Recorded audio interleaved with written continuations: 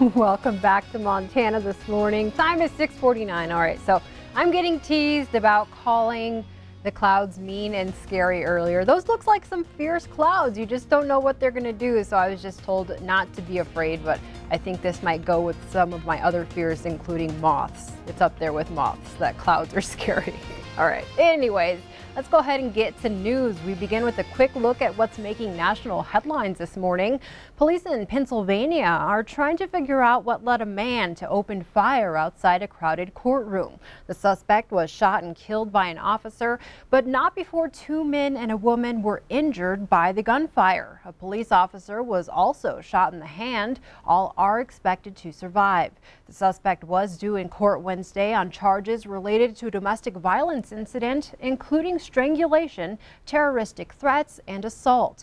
It remains unclear who exactly the man was targeting in his rampage, but one local CBS affiliate reports the woman injured in the shooting was the suspect's wife. President Trump is vowing to help communities rebuild in the wake of Hurricane Florence. On Wednesday, the president got a first-hand look at the devastation it left behind. He visited both North and South Carolina, where the storm is being blamed for the deaths of at least 35 people in those two states. Now we go to Roberts, where the head boys basketball coach faces criminal charges for what officials say was a romantic relationship with a 15-year-old student. Court documents state John Wayne Payovich had an inappropriate relationship with a teenage girl, including kissing and communicating with her all last winter. The Roberts school superintendent learned of the charges from Q2, and until Wednesday, Payovich was still hired to coach this upcoming basketball season. In August, Carbon County officials charged Payovich with one count of endangering the welfare of a child, a misdemeanor. Payovich allegedly met twice with the 15-year-old girl, back in December of 2017 and January of 2018, once at his house and once at her home. At those times, Payovich is said to have kissed the minor.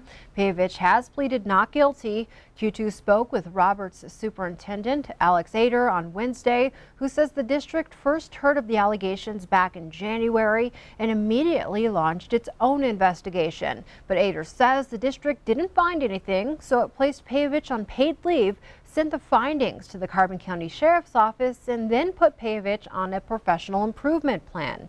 Ader tells Q2 he is drafting a suspension letter with the intent to place Payovich back on paid leave until the school board can weigh in. Over in Anaconda, the principal of both the high school and junior high, Sean Hansen, is also on administrative leave. This after reports of an inappropriate text message from Hansen to a 19-year-old former male student.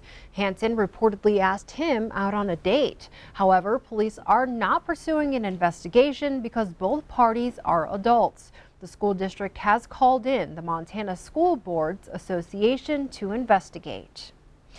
A Billings house fire that sent 6 people to the hospital early Tuesday morning was set intentionally by a child who lived in the home. Billings police say the 12-year-old boy set the fire and left the house. A press release states the boy has been taken to youth services, where he remains in custody. 4 adults and 2 children, including the suspect, were transported to the hospital following the fire on Yellowstone Avenue early Tuesday morning.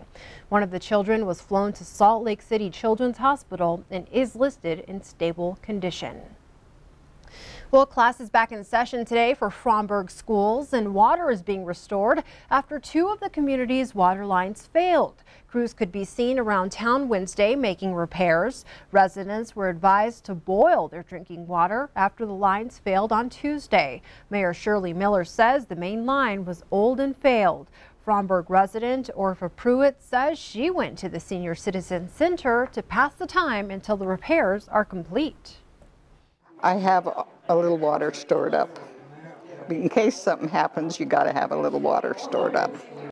It's not a disaster. We are on top of it. We are getting it fixed, and everything will be fine.